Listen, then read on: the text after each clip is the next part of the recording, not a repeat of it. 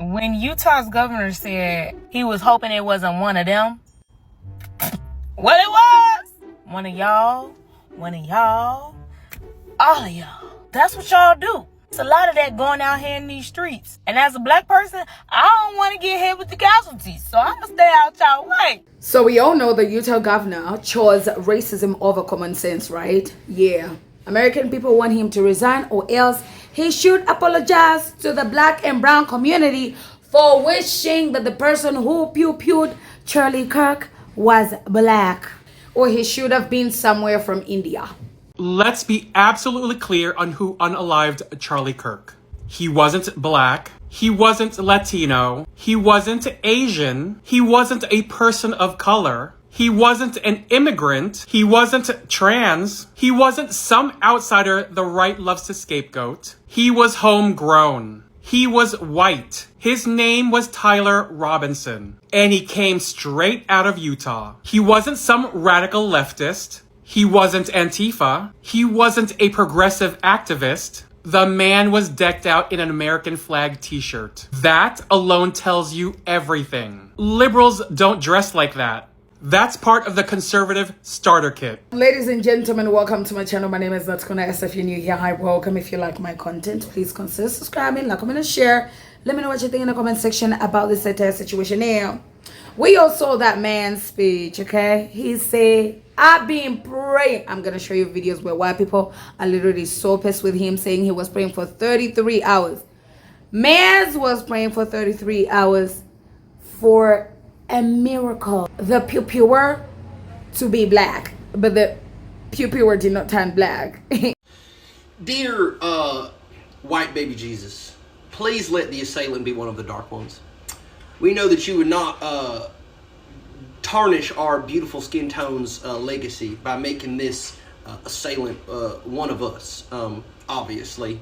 You know, you blessed me and my 97 Mormon children with all the blessings ever in our, 87,000 acres of fucking nothing.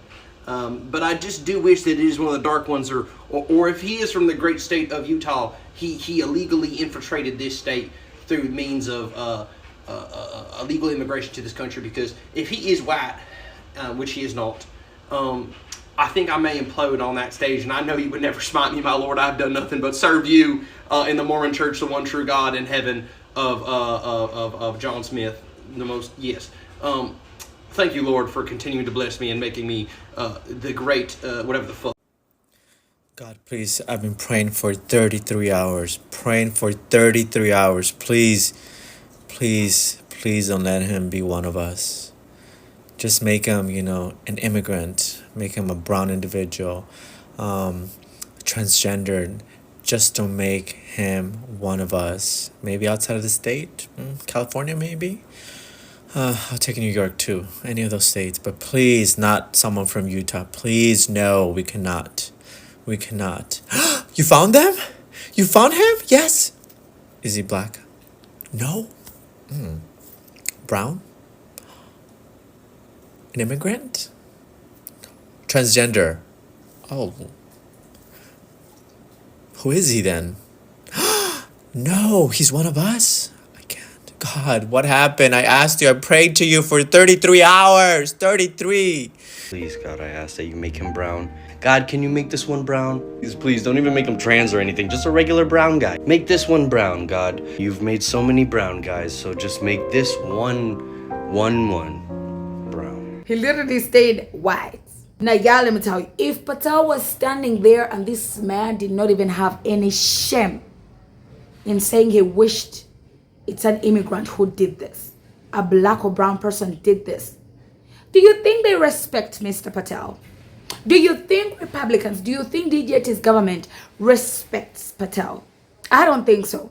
Because clearly, if he can be humiliated like that in public, behind closed doors, what do you think is happening? But what's also so sad is that a lot of people are still standing on their toes, and most of them being Latinos too. It's just crazy. If this doesn't wake you up, what he just said, I mean, I really don't know what would wake people up at this point, because That's just insane. One of us. I can't believe you said that out loud. I cannot believe that you actually said that out loud on national television. And I live in this state. Like, what a racist thing to say. You was praying for 33 hours? Come on now. Come on. Governor of Utah had a press conference and he was talking about the capture of the guy, right, who did the thing to Charlie. And he said for the last 33 hours, he has just been hoping and praying that it wasn't one of us, that it was somebody from outside the country. And people are kind of bashing him a little bit for that. But I feel him. Like, I totally feel him, because I swear every time something happened, I'd be like, oh, I hope it ain't one of us. Tell me why I am just finding out on the internet that Charlie Kirk never liked Governor Cox. Ladies and gentlemen, Charlie Kirk once tweeted and said he wants this man to resign. He was not good for his position. So we got a governor standing there pretending that he liked Charlie Kirk so much because they're MAGA. He cared so much. Meanwhile, they had an entire beef going on. And he's out here literally saying anybody that celebrated in their hearts that Charlie was pew-pewed will go to hell. Meanwhile, he himself said he wished the pew-pewer was a person of color so they can throw him in jail and do everything, whatever bad thing they can do. No, tell me why Americans want this man to resign, but Charlie Kirk wanted this man to resign already when Charlie was still alive. So he is not only racist towards black people. The black people don't like him. The black and brown community don't like him. Even your fellow MAGA that got pew-pewed, he don't like you. And you want to put a very nice face here and tell us, oh my God, everybody who celebrated in their heart that Charlie was taken out is evil, when you, Mr. Cox, stood there and looked the cameras eye to eye and you say you wished it was not a white person.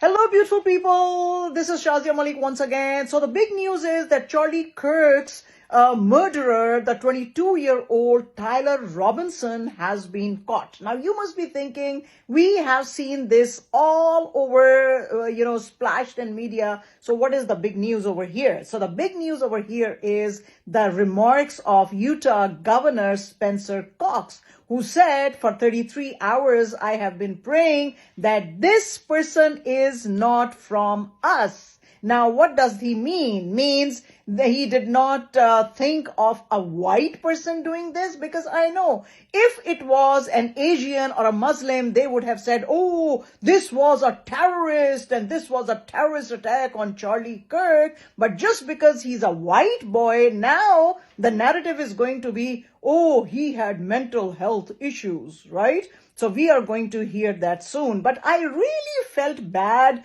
for Kash Patel, the FBI director, because in fact, Mr. Spencer was trying to say, I was thinking that this killer of Charlie Kirk maybe was a brown person or an immigrant deep down in his heart. Of course, we can understand his feelings when he said, I was praying he was not from us. So us is what? White or what? And he also said that I was just praying that he's not from Utah. Now, as the governor of Utah, how can he make this kind of a racist comment and put the other states in such a bad light, that maybe the killers are coming from other states and they don't live in Utah, and all the other comments that he is making. So where is his PR team? I'm really surprised, because all these bigwigs have a huge corporate communications department, the CCD. So is the CCD of the governor sleeping?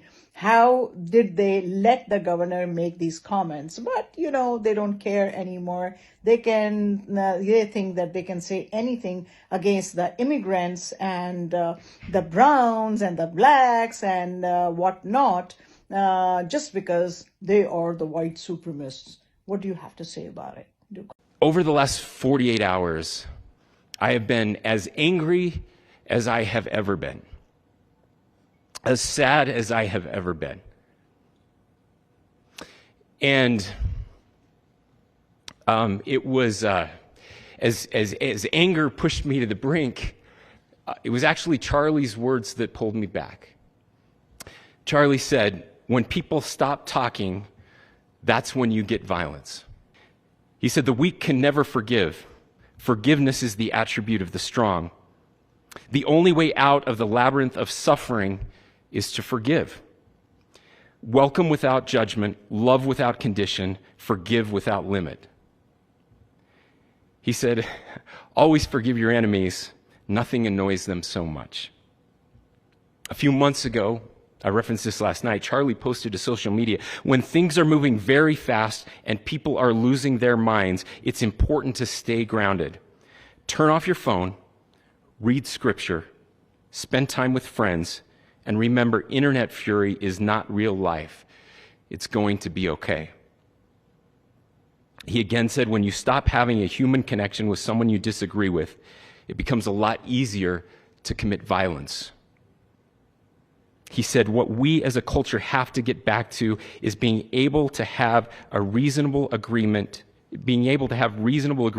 where violence is not an option.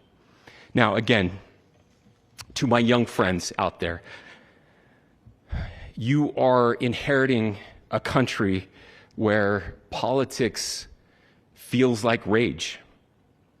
It feels like rage is the only option. But through those words, we have a reminder that we can choose a different path. We know that former President Trump violated federal law by campaigning in a national military cemetery. The Hatch Act prohibits political activity from federal employees or those who are funded by federal grants. But this is common sense. Nobody should be campaigning on sacred ground like a military cemetery. Utah Governor Cox has issued an apology letter for sending out a campaign email requesting donations with a picture of him visiting the cemetery with former President Trump. The apology letter notes that some things just shouldn't be politicized. Even more than politicizing the death of our war heroes, a staffer of former President Trump apparently got into a physical altercation with an employee at the cemetery that tried to stop them from taking pictures because the rules prohibit it. It's time that we elect leaders who care about the rule of law and don't think that they're above it. Governor Spencer Cox of Utah just had a speech where he said he has been praying for 33 hours straight that when they caught the person who did this to Charlie Kirk, that he wouldn't be one of us, wouldn't be from his state, wouldn't be from this country. But he says he was wrong and all of his praying did not work. Shocking. Now, let me translate for some of you what he's really saying. He wishes it was somebody more brown and not so white and not from our country and maybe an illegal immigrant or maybe somebody trans so we could pin it on them. But no, this is a direct reflection in the mirror. We don't know anything about Taylor Robinson yet. All that he's 22. We've seen a picture of him and his dad. His dad helped him to turn him in. Of course, he came in safely. Only that is only allowed for mass pun. Somehow they never, they get taken in no problem. This bad stuff happens. And for 33 hours, I was praying that if this had to happen here, that it wouldn't be one of us. That somebody drove from another state, somebody came from another country. Sadly, that prayer was not answered the way I hoped for. Just because I thought it would make it easier on us if we could just say, hey, we don't do that here. And indeed, Utah is a special place. We lead the nation in charitable giving. We lead the nation in service every year. But it did happen here.